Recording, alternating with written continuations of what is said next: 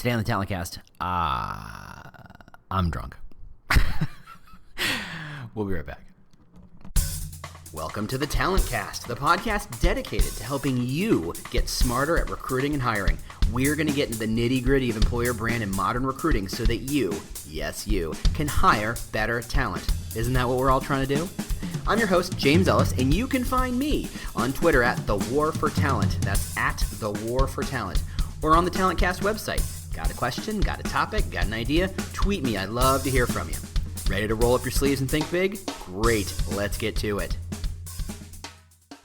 Hey, how you doing? James Ellis here. So by virtue of, let's call it some context, I can't record my podcast as normal on a Saturday or Sunday morning when I am flush, full of coffee, delicious coffee. Today, I am recording my podcast Saturday evening. My child is in bed, my wife is out hanging out with friends, and I have to record this because I don't have any sense that I'll have time tomorrow.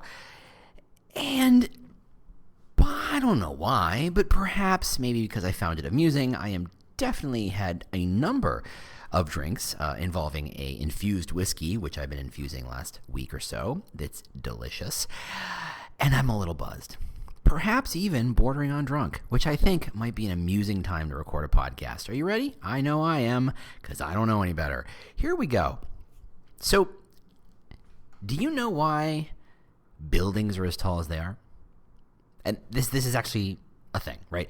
So whether it was in the early 1900s the late 1800s in Chicago after the fire, or Kuala Lumpur and the world's tallest towers out there, or wherever the heck they are, the biggest buildings and heights are determined not by interest, not by need, not by value.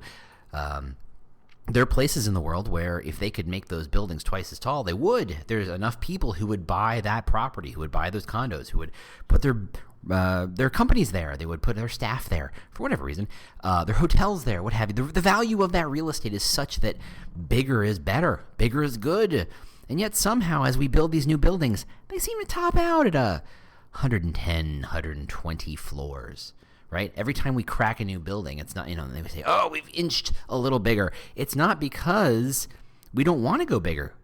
We want to go bigger. Everybody who builds a building goes, yes, more. Give me some of that. I want lots of building. Give me lots of room. I want a big building. But there's a reason why we don't have buildings as tall as we want them. There's a reason why creeping above that 110-story mark for, roughly, is incredibly hard to do. The reason is water. Yes, that's right, water. Good old H2O. Do you know water is heavy? It is. It's insanely heavy. Go ahead and carry yourself a gallon of water home from the grocery store one day and tell me water is not heavy. Most of your groceries will be less than the gallon of water, unless you're buying a lot of canned goods. Water is incredibly heavy. It's incredibly dense, right? Ice floats in it. It's incredibly dense. So, that being said, who cares? Oh, wait, hold on. This is why you care. Because it's incredibly hard and heavy to shift up 110 stories. Let's call it 1,000 plus feet, right? That's how tall we're talking about. We're talking figure, 10, 12 feet a story. You got to have a little utility room between each story. 110 stories, you're talking 1,200 feet. That's a lot of space to be moving a gallon of water, which I think, if I remember correctly, weighs about 8 pounds. A gallon weighs, that sounds about right. Water's heavy, and moving it up that distance is incredibly expensive.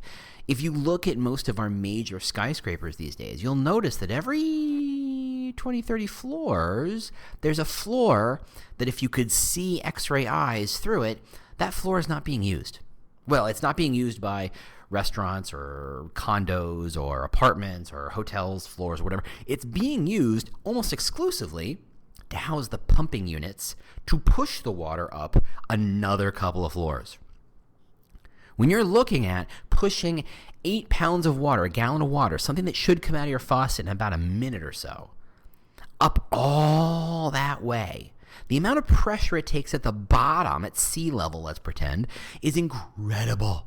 You're pushing 8 pounds of water up 1,200 feet. The cost to push that water up that far is Well, relatively speaking, astronomical. The cost of water at sea level versus the cost of water having transported up that far is insane. Especially when you're going to use that water to flush a toilet or run a dishwasher or clean your clothes, right? The cost of that water is insane. I bring this up not because it's a random factoid that isn't interesting to know, but this isn't that kind of podcast. I bring it up because when you ask yourself, if you were, let's say, blessed with $1 bajillion and you wanted to build yourself a building and slap your name on the side of it, what stops you from making the biggest building? And the answer is water.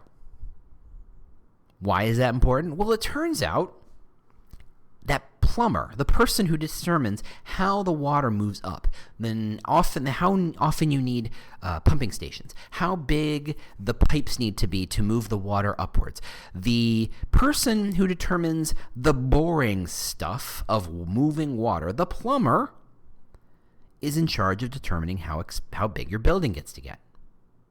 Way back before we were good at pumping, back in the late 1800s, and I say this because I'm in Chicago, and after the fire of 1871, this is the place where skyscrapers were effectively born, and pumping water that far up, but they knew how to climb, they knew how to invent elevators. Elevators were relatively easy, but moving the water that far up, moving it up 10 stories was hard to do at regular intervals, to the point where you knew that if you pulled the tap in a certain direction, water would come out at a steady stream and not just trickle out drip, drip, drip.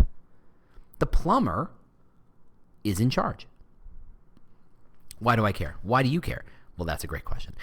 I think you should care because it turns out when you think about a building and when you think about how tall a building is and how big a building is and what it looks like and how it's designed, you think of the architect. You think of the grand and mighty architect, the person who's there to design how it looks, how it feels, what it does, the bells and whistles, the cool little doodads that make the building amazing. And we think the architect is in charge. The architect is not in charge. You know who's in charge? The plumber is in charge. So far, so good? Fantastic. But if you can't get enough of this stuff, I have some news. You can bring the James Ellis experience to your event or company. Just go to jamesellis.us and learn about all the kinds of custom presentations I can build and deliver for you or your team. But if it's time to get some hands-on help with your employer branding, recruiting, and hiring, either from the ground up or some strategic support, I would love to help. Just reach out to Proactive Talent or proactivetalent.com. That's where I work, and we can help you hire better. Cool? Cool. All right, let's get back to it. If you can't figure out how to move water up another floor, the architect will not put another floor on the building. What good is a floor without water? What exactly would you do with it? You can't even put an office in there. They expect water. You're gonna spend how much money you're gonna spend to transport bottled water up 5 gallons at a time to flush a toilet, to make coffee.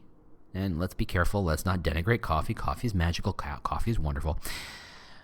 But that's the thing. We think the architect is in charge, and the architect is in no way in charge. The architect kind of shapes what is. The plumber decides what is.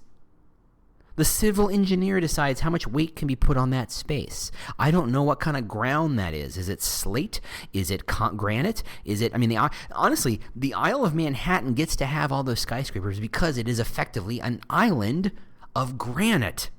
It's not dirt, it's rock. Some of the hardest rock most people would come across.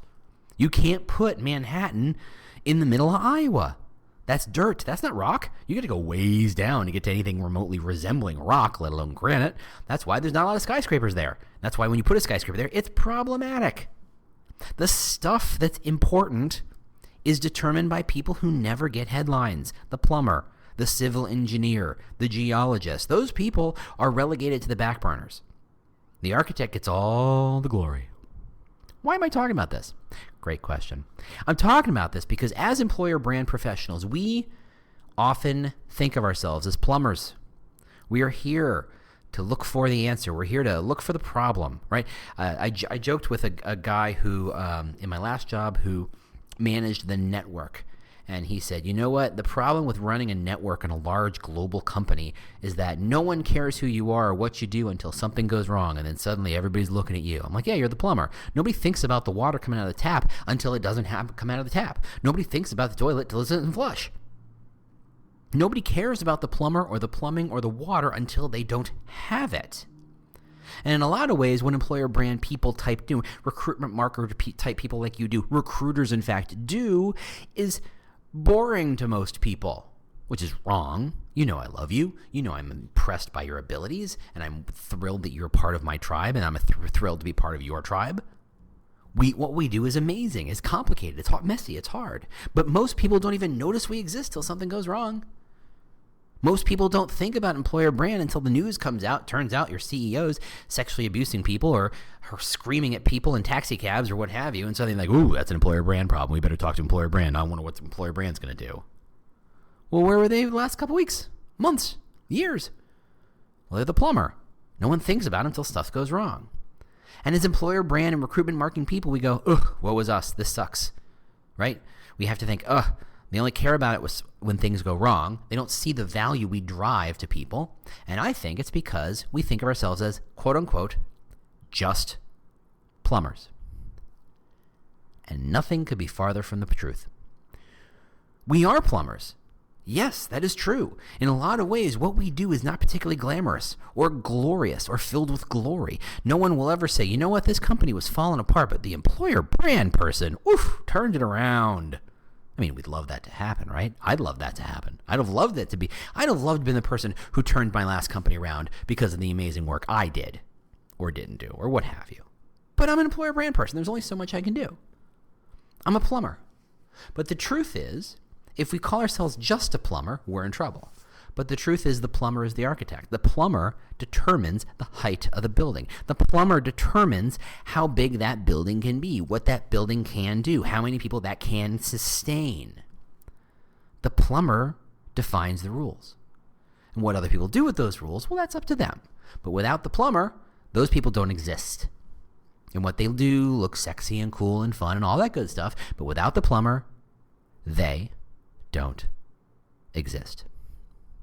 So the next time you think about, what are you doing all day? And I know most of you, if you're an employer brand person, I got to imagine your existence a lot like mine, and that you plug away every day, and you build a social post, you come up with an idea, you're pushing the Glassdoor thing forward, you're pushing the referral program forward, you're pushing the content marketing thing forward, you're pushing those rocks forward.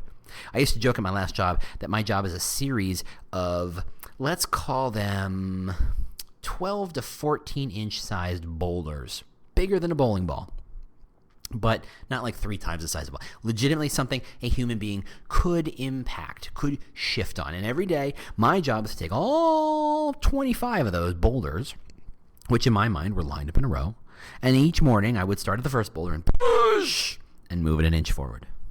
And then I go to the next boulder and I push and I move it 1.5 inches forward.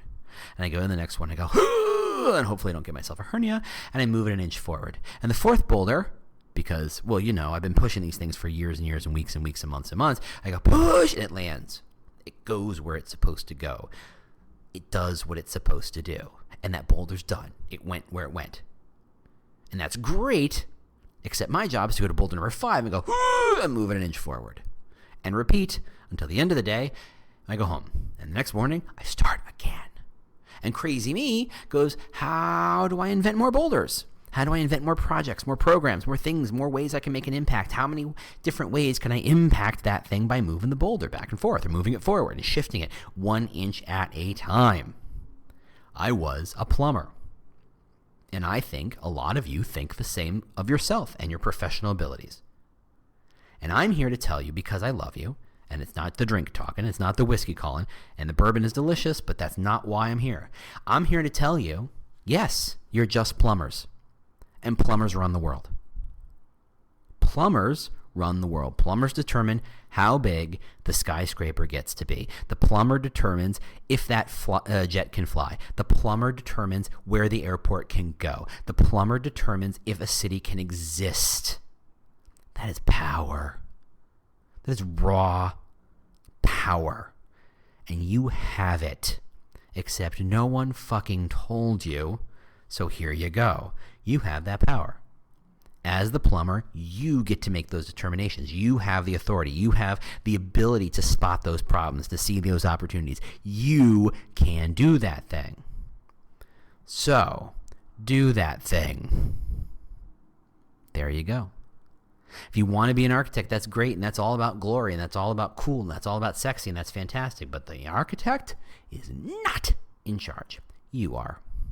You get to make amazing thing happen. Let the recruiters take the glory. Let the hiring managers take the glory. Let the business take the glory. Let your TA leader, or the TD leader, or marketing leader, or the comms leader, let them take all the glory. Because you, my friend, are the plumber. And we all know that the plumber's in charge.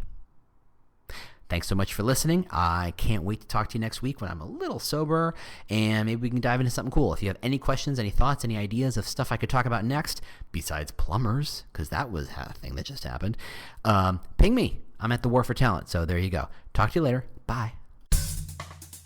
Well, the music means you've made it to the end of another episode of the Talent Cast. If this was useful to you, do not keep it a secret. Share it with your team. Share it with your boss. Share it with your networks. I don't know. Share it with your mom. If you have questions you'd like me to answer on a future show, or just, general ideas about how to make this thing better, just ping me on Twitter. I'm at The War for Talent, at The War for Talent. Thanks so much for listening, and we'll see you next week. Bye.